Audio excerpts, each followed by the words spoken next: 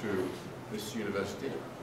It's very nice to be here and to greet the first snows of the year, which was assured by my taxi driver this is definitely the first snow of the year, so that's always nice to be in on that.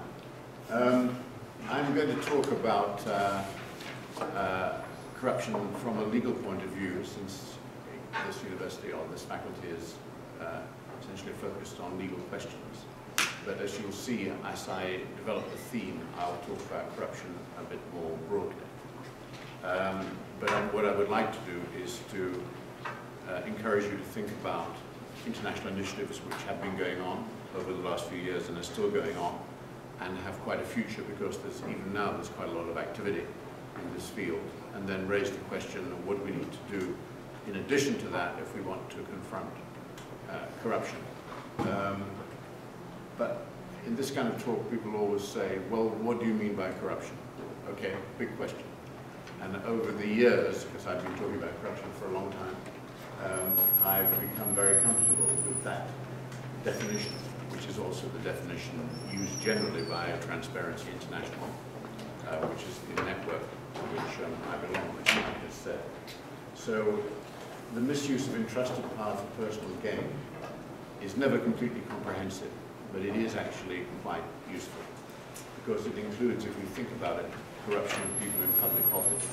So if a civil servant, somebody running a tender board, takes a cut from a project, it certainly covers that, because he or she has been entrusted with power which they are then misusing by awarding a contract based on personal gain. Now that may not be very common in this part of the world, although I think it's not exactly unknown if we look at the evidence from the Charbonneau Commission. But in lots of countries it is a very big problem. Now, does it cover corporate executives and boards?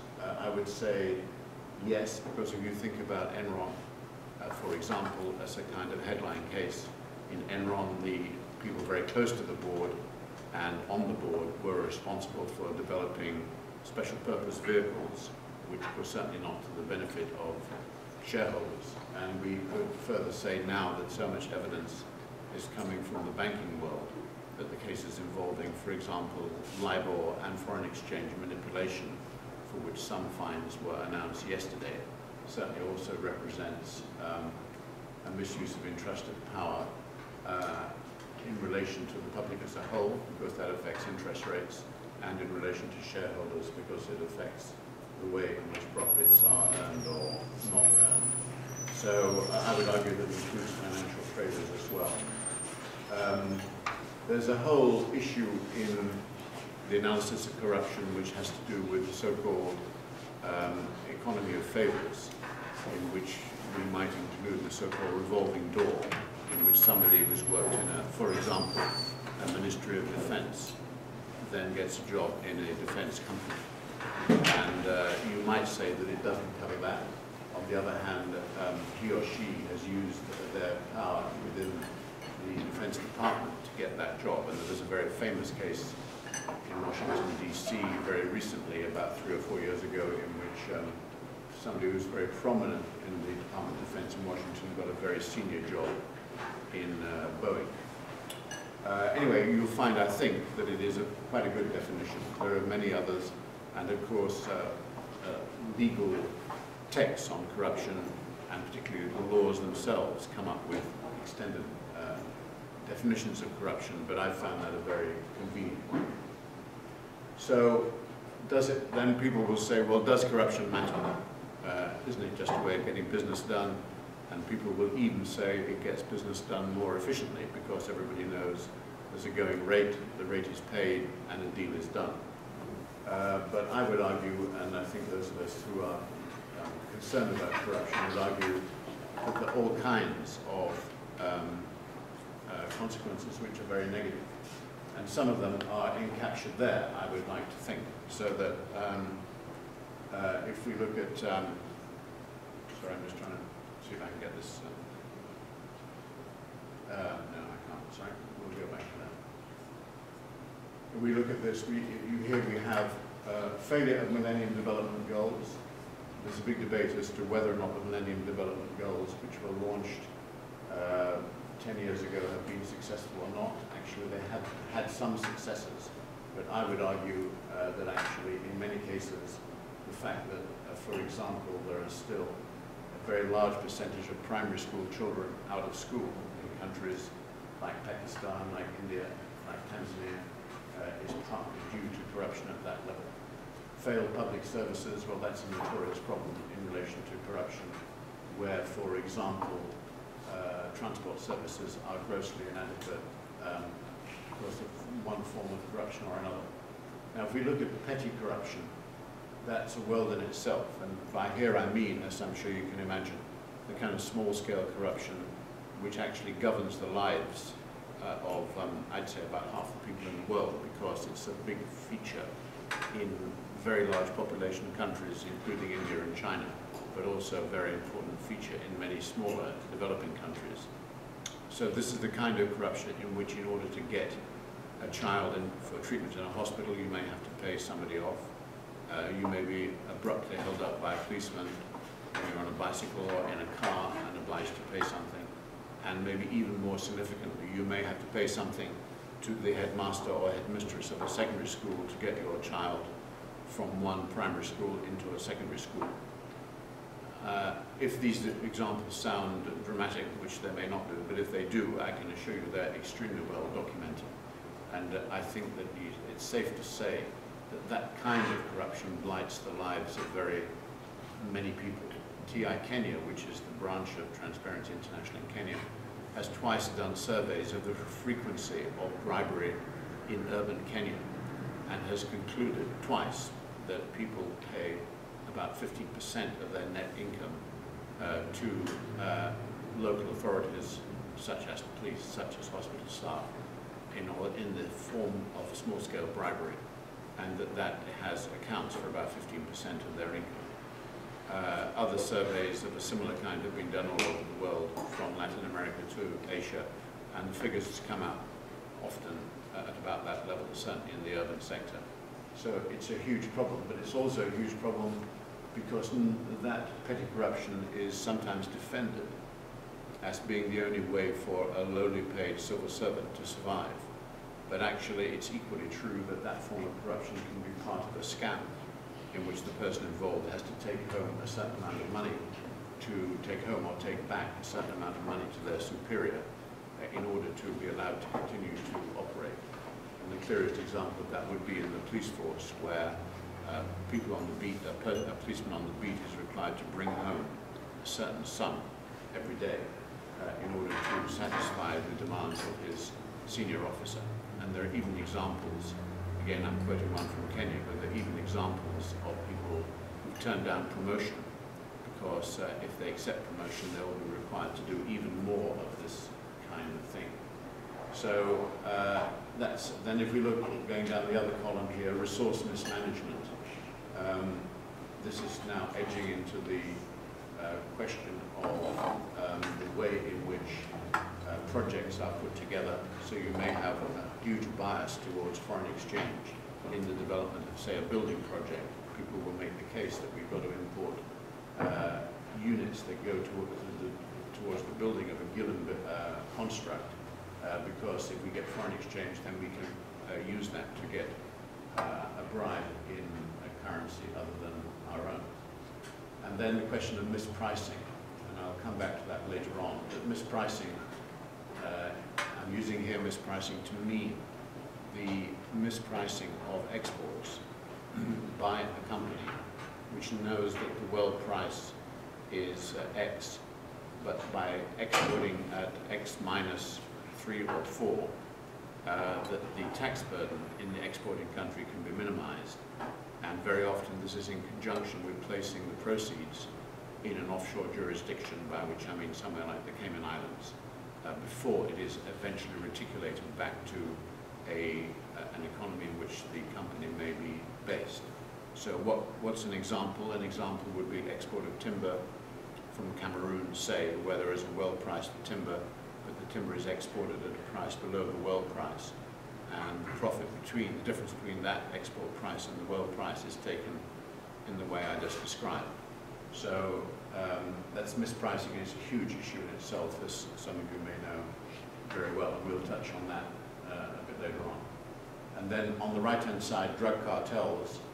Drug cartels in some countries, I don't need to emphasize, are extremely sophisticated. A good example right now is Mexico, where drug cartels have been hugely successful but amazingly damaging in the last 10 or more years, and as you know, have been responsible for shootouts on a vast scale. And the government of Mexico itself has said that shootouts and wars between drug cartels account for about 100,000 deaths over the last 10 years, which have escalated actually recently rather than the reverse. But we have to remember that those drug cartels only operate because the market is in the US and no doubt partly here, where expenditure on drugs is $60 billion a year. So there's an interface there which is quite dramatic. So, and then finally on environmental degradation, there's a very big issue about the way in which our global environment is being degraded as a result of corruption, in the sense that in a country like Indonesia or Brazil, where there's a huge forest resource, the way in which that forest resource is being managed and misused is often attributed to various forms of corruption. So I'm not in this talk, as it were, discussing these in detail, but we can certainly come back to them if you would like to do so. I just want to establish the fact that corruption has an impact, and that, in my opinion, obviously, is why it's so important. Then the question may be asked, is corruption ever bound by law? Have our societies actually controlled corruption successfully in the past? So I want to make the following points. First of all religious traditions have clear guidelines in relation to corruption. You can't come up with a religious tradition which embraces corruption. And that's equally true of Islam, as Christianity, as the Hindu faith, and whichever you care to name. There are tracts in the Hindu religion which deal with this. I think one could say in the early Islamic states, which were also secular states because they were controlling large areas of land, the early caliphates actually laid down very strict rules on corruption, which are quite remarkable in their detail. And in Christianity, which, as a matter of fact, I would argue has rather less clear rules, but nonetheless, the Christian traditions have been quite strong on the question of corruption, where it's led to selfish behavior. In history, we have all kinds of dramatic cases which go back a long way. First of all, there's a very famous case involving Cicero, and as lawyers you may be aware of this. Cicero brought a case in the Senate against Verres, who was the senior magistrate in Sicily, and finally won his case on the grounds that Verres had behaved corruptly in relation to his magistrateship in Sicily. Very dramatic case, and the Cicero's words are very well preserved. It's an extremely interesting case to follow. And if we come to North America, Boss Tweed in New York in the 1860s, as I'm sure everybody here knows, was responsible for extracting very large sums, probably at least 30%, from major projects, which included the Brooklyn Bridge. And I would date a reaction in the US against corruption to that particular decade and to his case, which is, again, very interesting.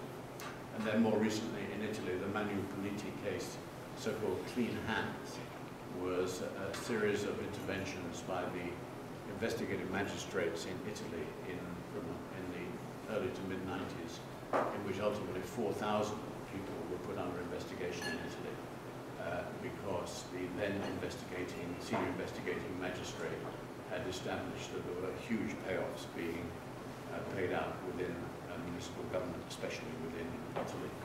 So we know over time that there's been a big reaction both by the law and by the public against different forms of corruption. And so in our societies, and I'm here now talking particularly about Canada, US, and Western Europe, from the late 19th century, we were adopting anti-corruption legislation, which the overall effect of which has been positive, but as we know, and we'll talk about them in a moment, there have been many exceptions. So I would argue that corruption has been restricted by the law, but it's been intermittent, but it has generally in the West been controlled as a result of a coalescence of cultural and legal systems. So that the basic culture has complied with legal systems which have evolved. You may want to dispute that. Now, what I'm really talking about here is the nitty-gritty of what I want to say today. I want to emphasize the fact there have been a series of initiatives since the 70s, but more particularly since the 90s, but I'm going to start with the 70s, which form a body of international law, as I choose to call it, but actually international conventions on which domestic law is then supposed to be based. And these, obviously, there are some other examples of international law, but I want to talk about those which deal with corruption. So the US Foreign Practices Act in 1977 was really, I think, a remarkable initiative by the US Congress, which criminalized for the first time the payment of a bribe overseas by US companies. And that legislation grew out of the Watergate case, because during the investigations into Watergate by Senator Church's committee, they identified 400 US companies which had slush funds overseas, which were being used partly to fund the campaigns within, political campaigns within the US, but partly to pay off individuals overseas. And then the dramatic case involving Tanaka, the Prime Minister of Japan, Prince Bernhard in the Netherlands, really got American opinion extremely steamed up. And when that act was passed in 1977, ever subsequently, for the next nearly 20 years, the US government was continually trying to get other countries who are members of OECD to pass similar legislation which would make a bribe paid overseas extraterritorially a criminal act. And that took quite a long time, and it led to the OECD Anti-Bribery Convention, actually, strictly speaking, called the Convention on Illicit Payments, which was signed by all member states in 1997. Subsequently, OECD member states have grown in number, and they're now, I think it's actually 41 signatory countries, because it includes one or two who are outside the OECD, such as Brazil. Just going back in time, because I want to talk about money laundering later on, the Financial Action Task Force was set up in 1995, which was an international initiative which was designed to control money laundering, because money laundering was considered to be a growing threat. And we're not here talking about people laundering $10,000 from a country to another. We're talking about massive movements of money arising from clandestine activities, including the drugs trade, but many other things as well. And that has become an extremely hot potato, which I will comment on in a moment. And then regional conventions, interestingly enough, the Organization of American States, which includes, I think, Canada, and the US and Latin American countries, signed an anti-corruption convention in 1996, which was quite far-reaching. It's probably not very effective, but it was far-reaching because it dealt with the issue of freezing and repatriation of assets, which I will again come to in a moment. And then the African Union passed a similar convention, I think about 2 years later. But just jumping for a moment to the bottom line, the United Nations Convention Against Corruption was passed and signed by member states from 2003 onwards. It now embraces about 130 countries, and it's for the first time involves a system of peer review. So the member states who've signed this are engaged in a process of reviewing each other. So far, 30 member states have engaged in that review, and of course it tends to be a bit soft because countries are fairly reluctant to be too critical of each other. But nonetheless, it is a process that those of us in TI think has a lot of potential. And I'm going to come back to some of the more far-reaching aspects of that in a moment. But UNCAC, again, like the OAS convention, has very important provisions, for example, for the freezing of assets and their repatriation to whichever the exporting country of those corrupt proceeds was. So in a way, UNCAC is really now the cornerstone of the international effort on corruption from a legal point of view, and it's a very important arrangement. And it has a formally allowed civil society lobbying group that is, as it were, accredited to UNCAC and attends its annual meetings and has all kinds of inputs into it, one of which, that civil society group is led or chaired really by TI. And then finally, looking at the penultimate one here, UN Convention Against Transnational Organized Crime is a convention, as it implies, against organized crime, which is, again, important. And it deals with part of the framework of corruption, which we'll come back to. Now, each of these conventions is based on some assumptions, and I will be explaining or discussing why the assumptions may be regarded as rather, if I can use the word, optimistic. First of all, it assumed that governments were willing to confront foreign bribery by their own companies. So this assumes that the government of Germany is prepared to confront bribery by, say, Siemens, which, as it happens, turned out to be the case. But there are a lot of the arguments against effective legislation in this area were put up by companies and by some governments who were in hoc to companies that it was impossible to police this area because it was bad for business, it would harm exports, and in any case it couldn't be done because companies would always get round to it and around it, and we'll come back to that in a moment. It also assumes governments were willing to attack money laundering.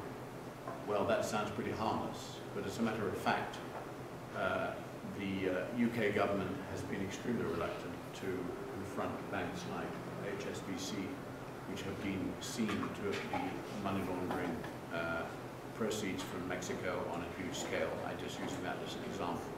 And although this is changing now, maybe we can discuss that in a few minutes, the willingness of governments to undermine financial centres, particularly London and New York, has been quite modest. And as you may gather from my accent, I'm British, but the British government has been particularly feeble in this, at least until very recently.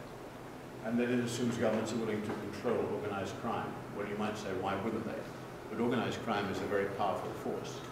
And I would say that all over Europe and in North America, organized crime is not only a powerful force, but it's alive and well. And if you think about people smuggling from across the Mediterranean into Europe or from Mexico and other parts of Central America into the US, and if you look even at issues like organized crime and the trade in body parts, this is a huge area in which there is a good deal of complicity, in some cases, between governments and organized crime. And if you think of the case of Italy, you should think not only of the mafia in Sicily, but in 'Ndrangheta in Calabria, in the toe of Italy, which is now considered to be the most powerful of the organized crime groups in Italy, which now is very well analyzed and clearly has, for example, a distribution system in Germany, which is not something you would expect of the Italian mafia-type organizations.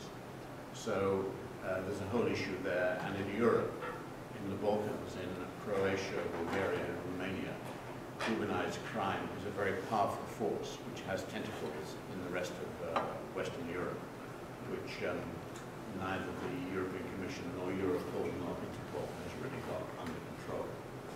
So the further assumption is that governments are willing to confront their own elites. Now I'm thinking more here in a kind of emerging market type of context, in which the assumption of UNCAC, for example, is that the leadership in a very corrupt country, which might be Nigeria, might be Brazil, might be India, is willing to confront the elites of that country who are themselves behaving in a very corrupt way. So if we think of India, I spent 3 months of this year in India and talking about corruption and trying to understand what's going on there. And although corruption is now a very hot topic in India because it's out in the open in a way that was not true in the past, the fact of the matter is that it's extremely difficult for governments to confront the elites which hold power in many states within India because they're part of the system. And actually, not only they're part of the system, but they're often in league with organized crime. So much so that about a third of members, even now, of the newly elected parliament in India have had cases against them in the courts, which originate in their connections with organized crime. And then finally, it also, not finally, but it assumes that governments are willing to end trading in influence. And trading in influence is, as you may, I'm sure very well know, is the means by which elected individuals or people close to them use their electoral power in order to achieve certain legislative outcomes, but also to feather their own nest on a large scale. And we don't need to look too far for examples of that. I've just come from the US and been 10 days there, and I'm absolutely amazed by the extent of the debate in the US, at least in many circles and in the more kind of sophisticated press, which is describing the US system now as extraordinarily corrupt. And then finally, it assumes that governments are willing to freeze and repatriate corrupt assets. And I said that was a corner plank of UNCAC and also the previous OAS convention. But as a matter of fact, government's record on this is pretty weak. And although there's been a huge debate about this now for about 15 years, the total aggregate value of assets repatriated, say President Abacha was president of Nigeria, the Swiss government did repatriate about 200 million out of $4 billion, which Abacha is fairly reliable, known to have held in various places in Europe, but mainly in London and Switzerland. And other cases are, again, going back in time, Marcos's money, some of that was repatriated from Switzerland to the Philippines, and there have been one or two other cases, the most interesting of which is very recent. The US Department of Justice recently found that President Nguema is president of Equatorial Guinea. His son, as you may know, is extremely wealthy. And French prosecuting services rounded up about 12 beautiful vehicles, Mercedes and others, owned by him in a Paris street about 18 months ago. But the US Department of Justice has now commandeered a villa which he has in California and also demanded payment of about $300 million on various charges. But interestingly, has specified that $10 million of that payment will go to a charitable purpose in Equatorial Guinea, which I think is a very interesting development. But on the whole, and this is my point, governments have been rather reluctant to do this because one might skeptically say they're not really anxious to see, at least the authorities in London, for example, are not very anxious to see billions repatriated from the London market, which would be the ultimate consequence of this. So where do we stand? I'm just taking as an example the OECD Anti-Bribery Convention. Transparency International every year produces, although I say it myself, an excellent report on the status of that convention. And this year it's in rather summary form, but if you go back to that assessment in 2013, you will find an extremely good description by country of exactly who is doing what in relation to government action, and an appendix which delves into every case of every company that has been investigated within the member states. So it's an extremely interesting analysis of what multinational companies are really doing in relation to this. However, this year, using these categories, active enforcement, moderate enforcement, limited enforcement, and little or no enforcement, you can see how things stand. So there are only 4 active enforcers, and as I said upstairs before we came down here, in the UK, I can assure you, is not really a super active enforcer. We've got about 3 major cases going through the Serious Fraud Office at the moment. So the gate is being held fairly low. The US in any 1 year typically has about 30 cases. Germany over the last 5 years has had anything up to 50 cases a year. And Switzerland has only just joined that group, and I'm not completely up to speed on that. The moderate enforcement includes 5 countries, including Canada, but I can tell you that's also not very dramatic. And limited or no means basically 22 plus 8, 30 countries of the members of the OECD Convention are doing very little. There is now a move to try and revamp the convention and make it more, bring in more countries in a more effective way, and that's an initiative that OECD is sponsoring before the end of this year. But I've invested a huge amount of energy myself in trying to get the UK into this system and work with other colleagues more broadly. And I would say I'm disappointed that it hasn't bit more effectively, and to which I would blame at the end of the day government's indifference or uneasiness about the consequence for its own exports, and secondly lack of resources by the prosecuting authorities. But let's look at it the other way around. What are corporate attitudes to this OECD convention? Well, some companies formally favor anti-bribery measures because it creates a level playing field. And I would say that many US companies that have been working with the Foreign Corrupt Practices Act now since 1977 are comfortable with it in spite of periodically dramatic backsliding.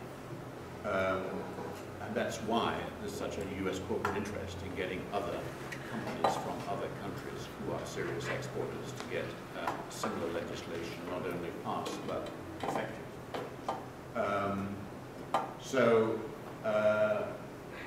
There are a number of companies, and I'm tempted to list them, but I want to list them with a caveat, because actually even those companies, and that list will include, for example, Shell and GE, even those companies which have stated publicly over several years they're strong supporters of this, you will find that they still have cases in various courts in the US and UK brought against them.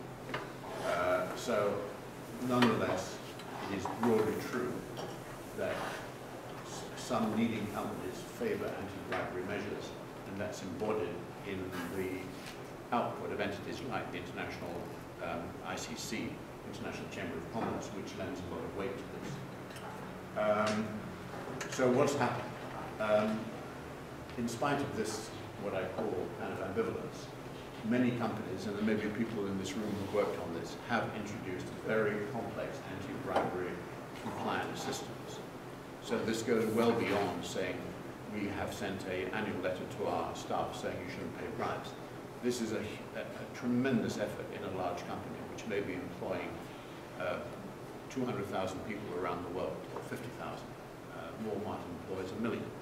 So the business of getting everybody on board, at least down to junior management level, because that's what's involved, is a very complicated task. And it's very complicated because the vehicle by which bribes are paid is no longer the famous brown envelope, although it's surprising, actually, the cases with which that still occurs. But it's much more through agents. So you've got an agent in country X, that agent is trying to get a contract. He says, I can only get this contract if I pay the off the Minister of Finance. And so an arrangement is set up through the agent's account. Then you may have a joint venture. And in some parts of the world, including most states in the Gulf, you're not allowed to bid for a project unless you have a joint venture partner. And so the question is your joint venture partner going to be compliant with this no bribery objective?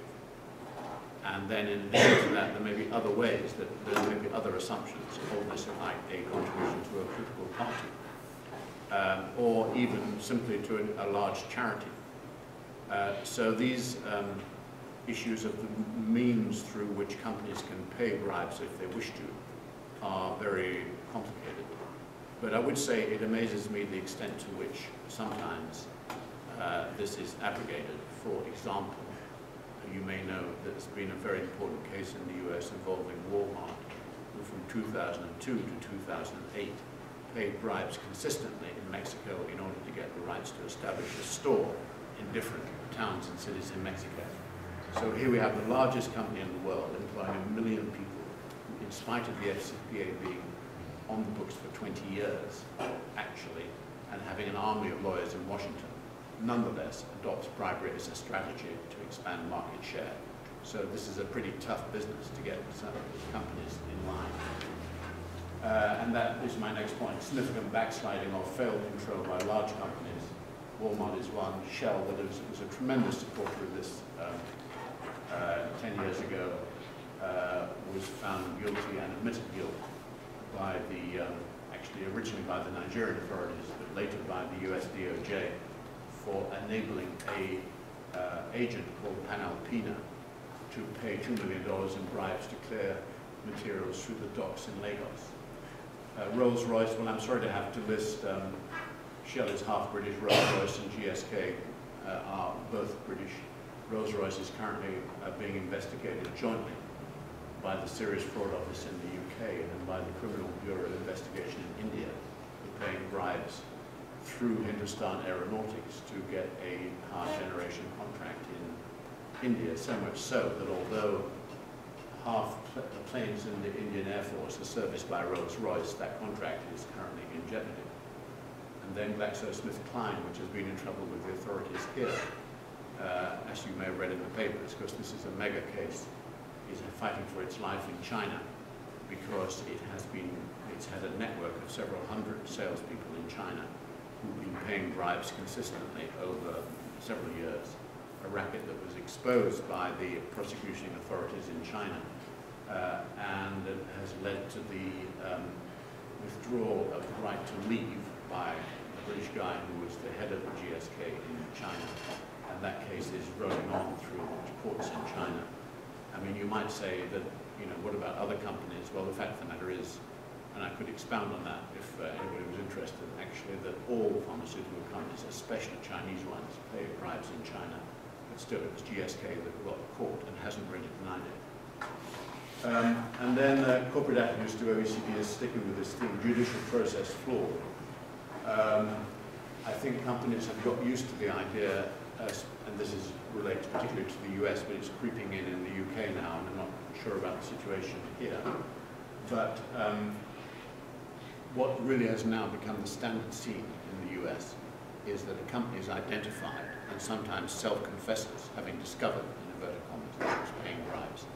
And then so there's a plea bargaining process which leads to a deferred prosecution agreement, which basically means that it's agreed that no prosecution will be brought for a period of, say, 3 years, during which the company will be monitored by a legal company who actually have plenty of work.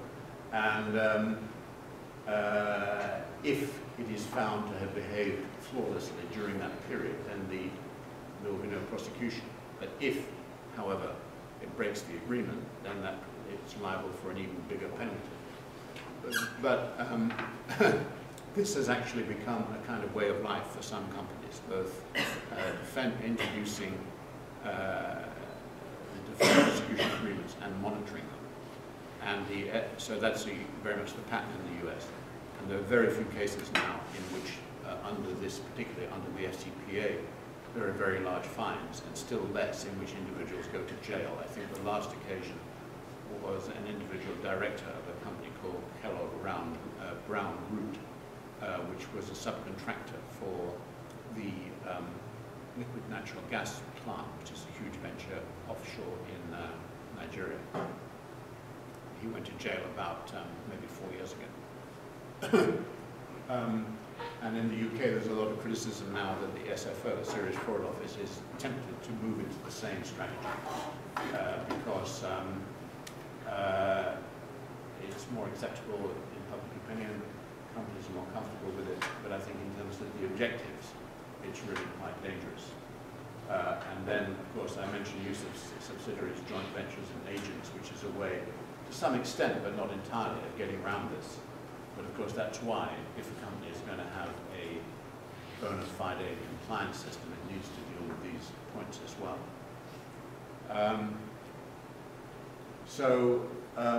Now looking at it from the, as it were, from the other side, in a sense, from the point of view of especially countries in which corruption is endemic, because this relates to the issue under UNCAC, which involves, as I mentioned, about 130 countries, so that includes all countries, or many countries, in which corruption is endemic. So why is it so difficult? So these are some of my headline reasons. First of all, political finance. I would argue, and I'm happy to talk about this further, that political finance is actually the main driver of large-scale corruption. So if we just talk about India for a minute, which after all is 1.3 billion people, political finance in India is huge. The amount of money you have to raise to fight an election is enormous, about $15 million to get a seat in the federal parliament. How do we know this? Well, a lot of work has been done by NGO groups in India on this question. This is not just pulling figures from the air, and they were re-authenticated in relation to the election of this year. So obviously, if people are putting up a figure of several $1 million, they expect a return. This is not done out of conviction that the Congress Party or the BJP Party is somehow better for the soul of, say, India. It's done because you expect a return. So those companies that have invested in campaigning in this way expect a return of some kind. And although everybody here is aware of campaign finance and contribution limits and so on, the fact of the matter is that it's very difficult to enforce in many of the countries, in many emerging market countries, putting the US on one side for a minute, which we also know is a big problem. But political finance, so that's also a big issue. For example, in poor African countries, I know a lot about Tanzania, and there's an election coming up in Tanzania very shortly, and there's no question that some leading lights who position themselves to run for president have been amassing a war chest, but not only amassing it, paying it out to existing elected MPs on a very large scale. We're here talking about, at least in the context of Tanzania, probably $100 million, something like that, for a country that is receiving about $1 billion a year in aid. So I don't think any of you here would dispute that this is a big problem, but what I want to emphasize is it's not only a big problem, it sets up a pattern of corruption which is very difficult then to undermine. And if we look at organized crime, I've spoken quite a bit about that, but organized crime is a very important force in many different contexts. I've spoken about India, but if you look at Brazil, you will see that actually especially in the towns in Brazil, the police are frequently bought off by organized crime. And there are very large numbers of killings which still occur in Brazil as a result of that. The government put out a figure 2 years ago suggesting that 1,000 policemen had been killed as a result of clashes with criminal gangs in Sao Paulo alone in 2011. And then if you look at the issue of multinationals and mispricing, it's a very complicated question, and analysis of this is going on all the time. But we now do know quite a lot about this.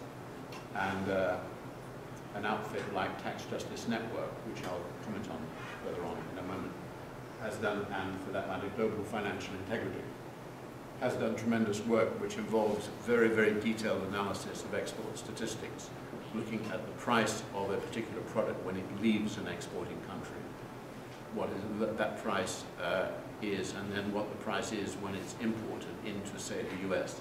So to stick with an easy example, like timber, we have it, which I've referred to before, but it's an easy example to give, where 100 tons of timber may be exported from a country like Cameroon or like Democratic Republic of Congo into, say, France, and then you can look at the statistics to see what the difference in value is. But of course, more often it's recorded going through an intermediary place like the Cayman Islands. So then that becomes a different case as part of the system which are used by companies. And I'll come back to the consequences of that in a moment. But it's a huge area in itself, and it's certainly, in my book, it is definitely a form of corruption.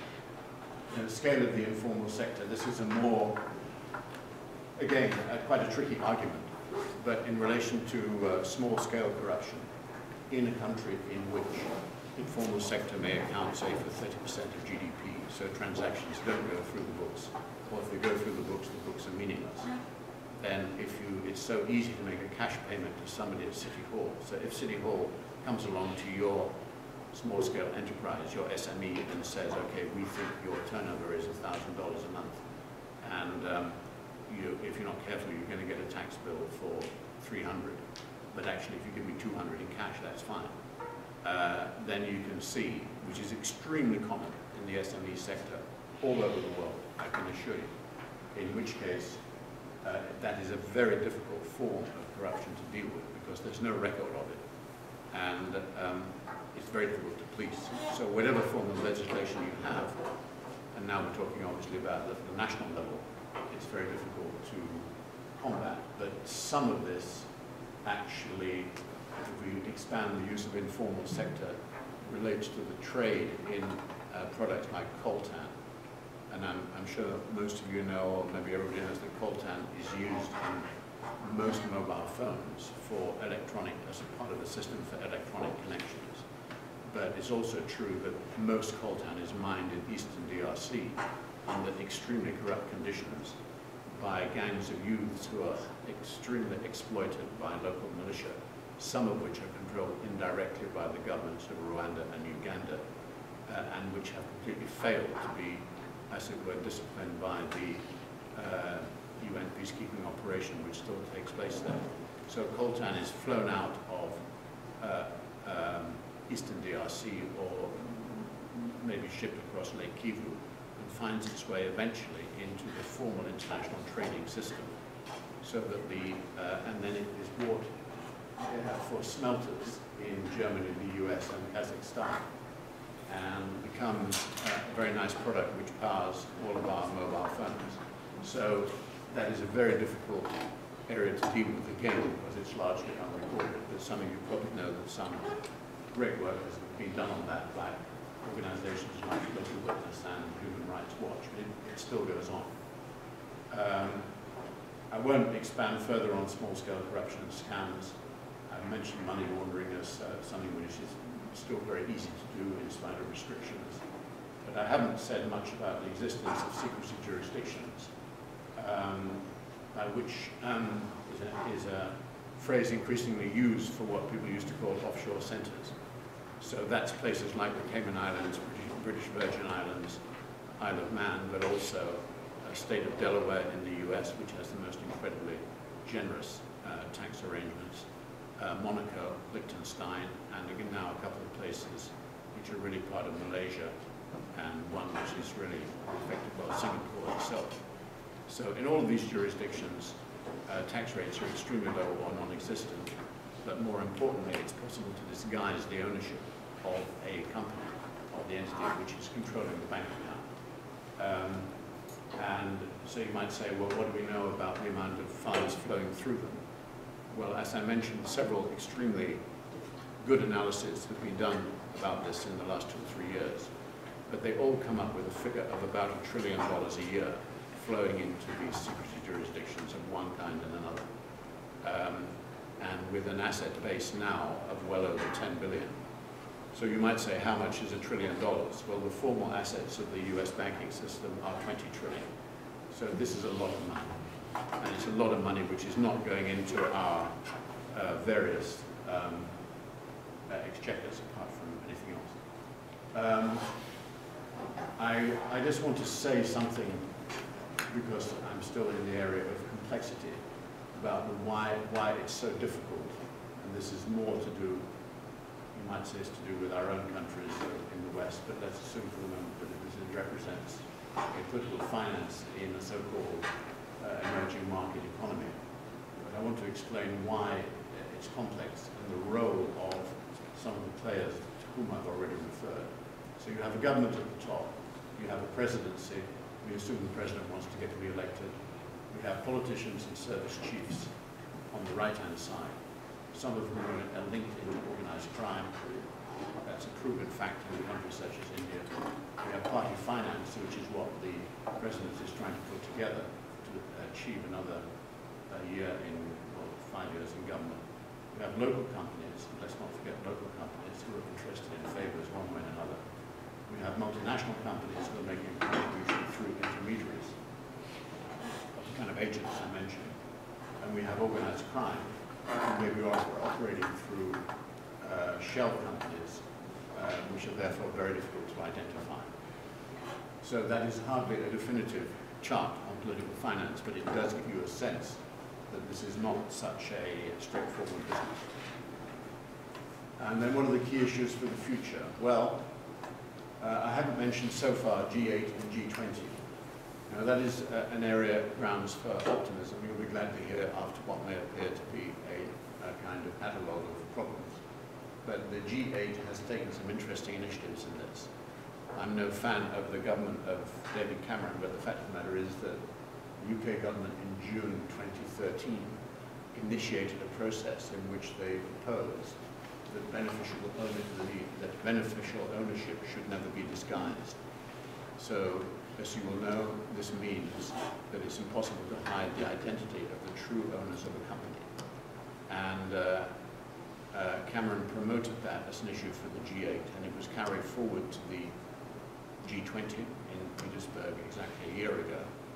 And it is now an integral part of the next G20 meeting, which is going to be held in 3 days' time in Brisbane, Australia, in which the UK government, having put legislation about this to Parliament, which has not yet been finalised, but I think probably will be, is trying to sustain this, and TI is pushing very heavily for this. So it's a very important initiative because it affects the issue of secrecy jurisdictions and whether or not you can use them in the way I've been describing. Then the second issue is, will banks and regulators control money laundering? Those people who are close to this, to the kind of money laundering sector, if I may call it that, are quite gloomy about how effective this will prove to be. Because although there are some headline cases, particularly involving European banks that manipulated their recording system to disguise the fact that money was coming to New York and London, or rather to New York, because it's an American issue, from Iran and Sudan, which have been blacklisted by the US government. That's a rather different question to money laundering, the results of corruption, which, and I think in relation to that, we've still got quite a long way to go. So will countries sponsoring secrecy jurisdictions, especially the UK and the US, end their status? Well, I think progress is being made on that, and I think the secrecy jurisdictions in the Caribbean that are normally, I'm embarrassed to say, in the British Commonwealth, are actually under now kind of pressure which is resulting in a significant amount of change. And I think they've realized that the writing is on the wall. And most of them have now signed, which is only part of this, but tax information sharing agreements in relation to tax, which is at least part of the problem. So will multinationals strengthen or loosen their compliance systems? Well, I think that depends on whether or not they see that the next point, which is to do with China and India, actually become significant players in attacking foreign bribery. Now, I haven't mentioned the fact that as a result of G20 pressure, both India and China, and as a matter of fact Russia, but let's talk about India and China for a minute, have introduced foreign bribery legislation. So although they're not members of OECD, they have introduced foreign bribery legislation, making it a crime to pay a bribe overseas. Some people find this pretty amazing. We all know that there's a huge anti-corruption campaign going on in China. We don't know whether or not that's going to sweep up people who have been engaged in foreign bribery. But what we do know is that in the meeting of ASEAN countries, which is meeting about now before the G20, and which President Obama is attending, and also Xi Jinping, the issue of making ASEAN responsible for foreign bribery and anti-corruption measures is quite high on the agenda. And there is a rather strong communique from the White House yesterday, which states that the US intends to see that ASEAN takes this extremely seriously. So there is movement in this, which is quite a source for optimism, because I would say that the OECD convention involving mainly Western countries is only going to be successful if the companies concerned, including like the ones I mentioned that have got into trouble in China, like GSK, can see that other countries are moving in the same direction. So the last point is, will governments in the South reform their systems? And I'm not here thinking so much of India and China as mega countries that I've already spoken about, but what about smaller countries in Africa and Latin America, where corruption is endemic and where political finance is a big issue? Are they also going to reform? Well, here I think there is the grounds for optimism in that context is simply that corruption is being issued and discussed, is being discussed on a scale which is unprecedented. I would think it's easy to show that. It's in the public domain. Journalists write about it. They can get into trouble, but not always. And I think we see more and more in political campaigns in small countries that corruption is an issue that people want to see addressed by candidates. So I put some faith in that, but it's we'll have to see how far that goes. Then yeah, I just thought you might like to know who is actually trying to work on this, in case you wish to volunteer, which everybody is welcome to do. Transparency International has been active in some of the ways I've touched on since '93. Global Witness is organized very differently, but it's a tremendously courageous organization, which has done some of the best exposés of kleptocracy, and is as active as ever, that is basically run from, it doesn't have a series of national chapters. Global Financial Integrity has pioneered the work on mispricing, that double pricing of products that I mentioned, and is a think tank, but a very effective one based in Washington. And Tax Justice Network does some extremely sophisticated work on the whole issue of corporate pricing, and is run from London, and is again a kind of think tank.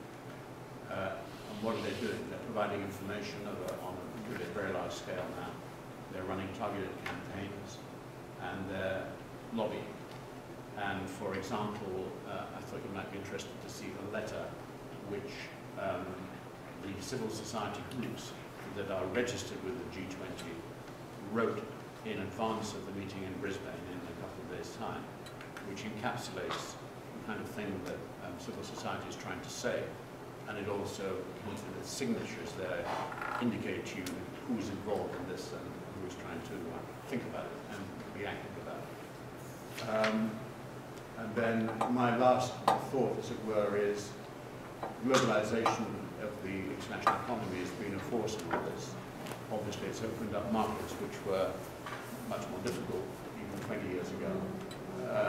And on the whole, the kind of bulk of the initiatives which I've been talking about have really been designed to create a situation where business standards were raised in emerging economies rather than the opposite. But this is a tricky question. OECD countries now account for no more than half of global GDP, so that they didn't have the clout which they had 20 years ago. Fight for market shares will probably intensify. So if you're looking at, say, the energy sector, we know that now there are bids coming in from Russia, China, as well as Western Europe and Canada and US. So this is, as the fight for market share intensifies, that can lower standards as well as arguably raise them. Money laundering forces are very strong. Maybe alternative secrecy jurisdictions will develop in the likes of, for example, East Asia. And organized crime will always be ready to adapt. Organized crime is extremely flexible. And if we embrace cybercrime and organized crime, we would agree that that's a pretty complex business. But I would argue that corruption is a global issue as never before. The outcome is in the balance, but it all depends what we do and what you as lawyers actually do.